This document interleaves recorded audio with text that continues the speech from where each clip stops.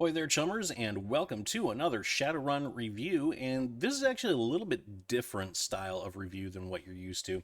So previously, when I've done Shadowrun reviews, I've told you what my opinion is of certain source books or core books for past editions of Shadowrun.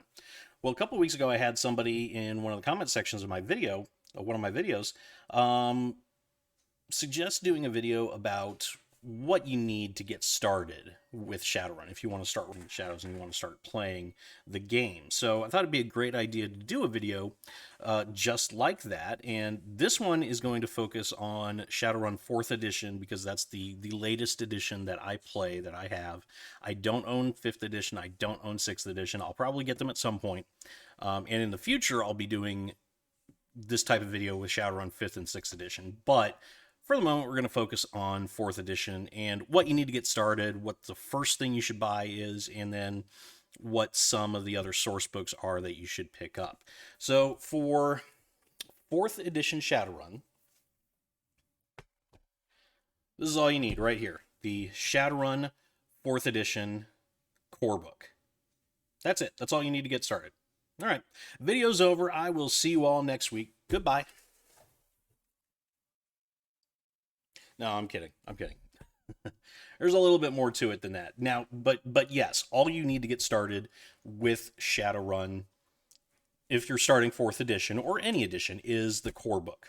That's all. That's it. That is more than enough to get you going. Now, just ignore the ripped cover on this book. This took a tumble off of a table and landed on a corner, ripped it up, and yeah, it's not a fun time. So for Shadowrun 4th edition, the core book literally does include everything that you would need to get started. You have, background, you have how character creation, sample characters if you just want to get started and get going. You've got your skills and how they work.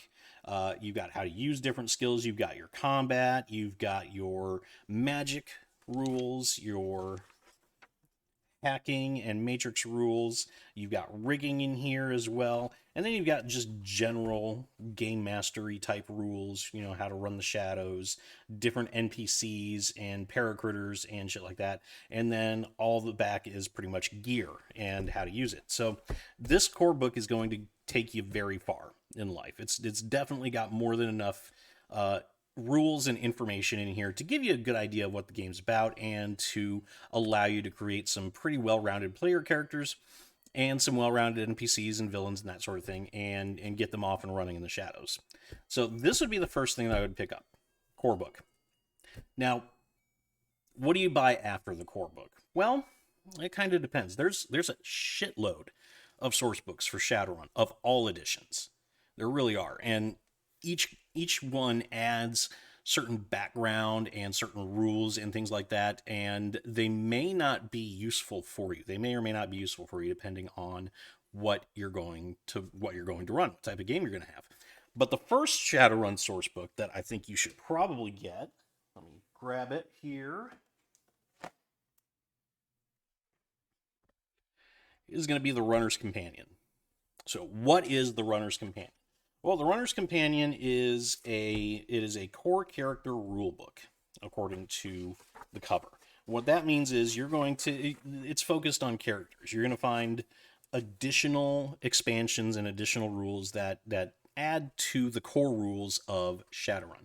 The big thing that you're going to find here is new traits and races. So you're going to find new negative qualities, new positive qualities, and you're also going to find new races to play in here, such as metavariants, changelings, drakes, HMHVV infected characters, sapient paracritters, so you could be like a centaur, a naga, a sasquatch, a pixie, or something. Some kind of sentient paracritter. And in this book, there's also additional rules on contacts and lifestyles. You can actually build the components of a lifestyle. It has additional rules for contacts and how they work. And it also has sample contacts as well. So this is the second book that I would get for Shadowrun. You can have them, you can buy the two books together if you want. You can find if you can definitely get PDFs of these on drivethrurpg.com. If you can find physical books, I always like physical books better. But these two are probably your most critical books to purchase. These two books will give you plenty of options. I wouldn't necessarily introduce this book, The Runner's Companion, in your first game. I would get used to the rules as they are in the core book first before you start adding more. So once you got a couple of runs under your belt, pick up the Runner's Companion, add some more stuff, maybe get a little crazy, maybe have maybe let players play Nagas or let somebody play a Drake or something like that. I will say I have run a Drake character. I have had a Drake character in one of my games. Really stupidly overpowered. So use it with caution. Now, also as Game Master, the other thing you're going to need is a GM screen. This is the GM screen that was included in the Runner's Toolkit, which definitely would recommend getting the Runner's Toolkit, because the Runner's Toolkit not only has a GM screen in it, which is very nice. It's hard card, so it's actually the same material as the covers of the hardback books. And it has just every table you could possibly need during a game. It really does, including different, action types and sample actions and that sort of thing. So definitely recommend that. But in addition to the really cool GM screen, the Runner's Toolkit also had a couple of different books, paper books, that had things like sample characters, sample NPCs, contacts and adventure hooks, and it even had plans of common buildings like corporate buildings, nightclubs, and that sort of thing. So the Runner's Toolkit, the parts, the bits and pieces that I have for it are all kind of like scattered throughout my house, so I got to get them all together and do an actual proper review for the Shadowrun tool, for the Runner's Toolkit. But definitely would recommend that for a GM, without a doubt. I mean, the GM screen alone is worth it, in my opinion. All right, so you've got your core stuff. You've got your core rule book.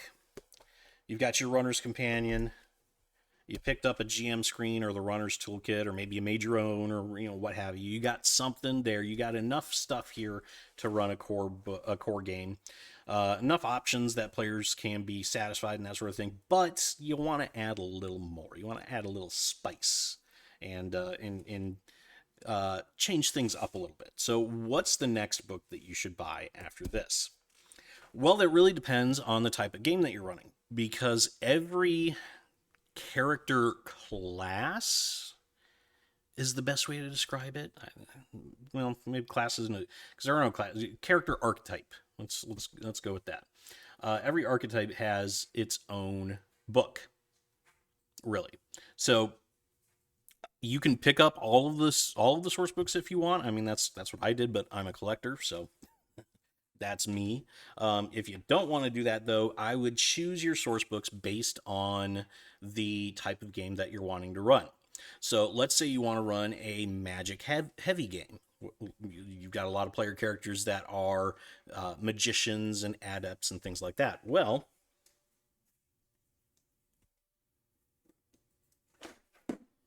in that case, I'd recommend picking up Street Magic. Street Magic is your magic source book, and it is going to have a whole lot of information about magic and how magic works in the awakened world, how mages and other magic users are viewed by the world at large, and so on and so forth. It has rules for different paths of magic and traditions and building your own magical traditions. It goes in depth into initiation and meta magic, which is something that mages are going to want to look into, because that's part of how they can increase their power, and what player character doesn't want more power. It's got new rules for spirits, creating allies, free spirits, and so on and so forth. It's got a bunch of detail about the metaplanes and astral space and how they work.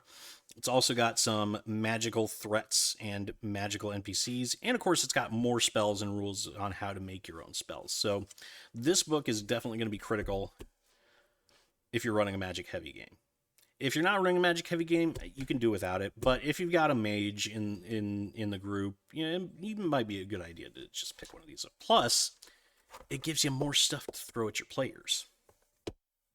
So pick up the Street Magic book if you're looking for a magic heavy type of game. Now, what if, let's see here, what books did I grab from my garage? What if you have a lot of hackers and technomancers and you're doing like a Matrix heavy game? Unwired. Unwired is your hacker source book.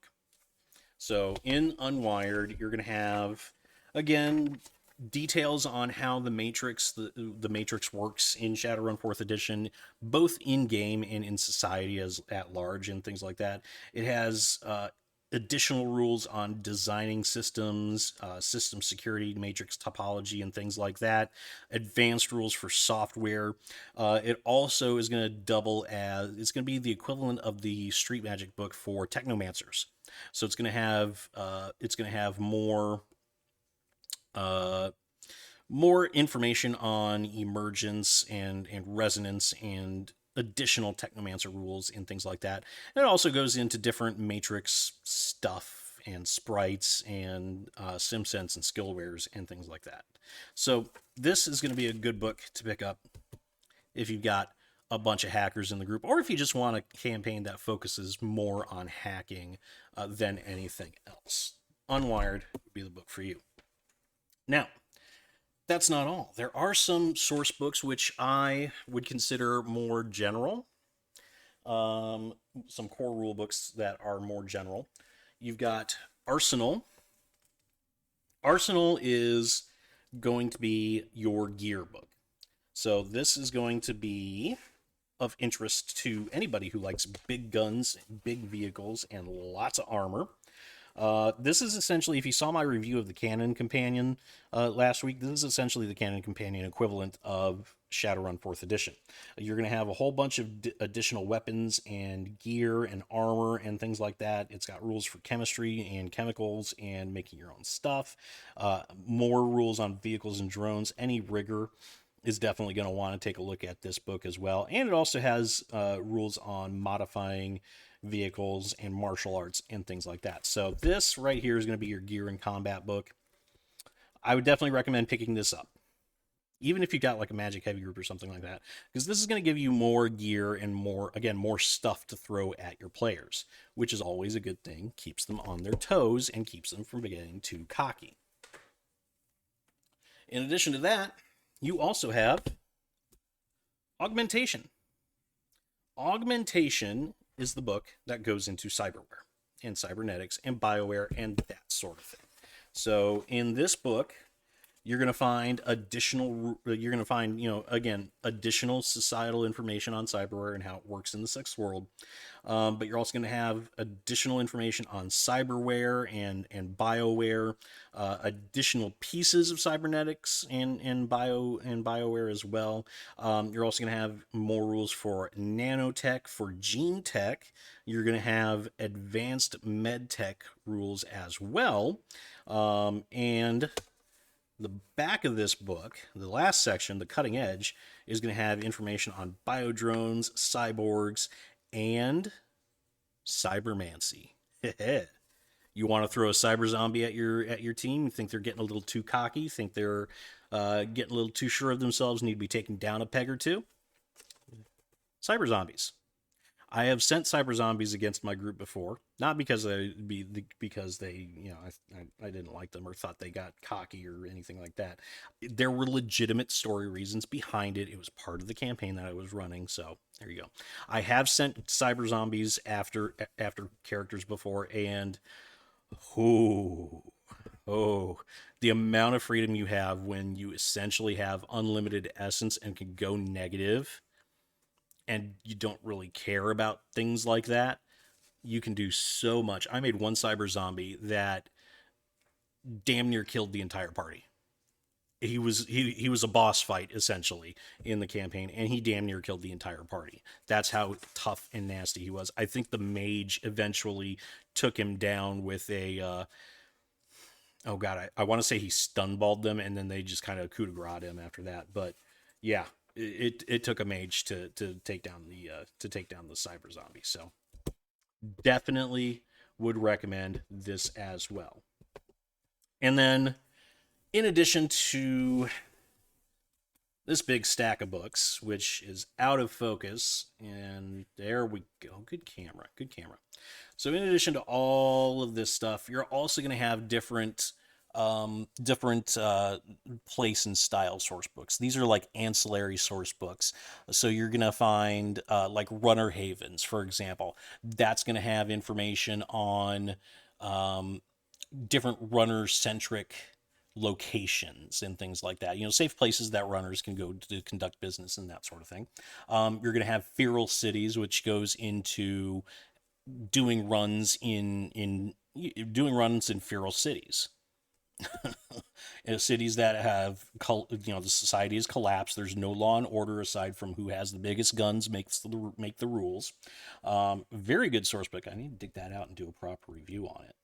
And then you're going to see other books like War is a good one that details actually fighting a war. If you want to throw your Shadowrunners into an actual armed conflict, that's the way to do it. You've got Vice, which has information on drugs and the cartels and things like that. Another very good source book.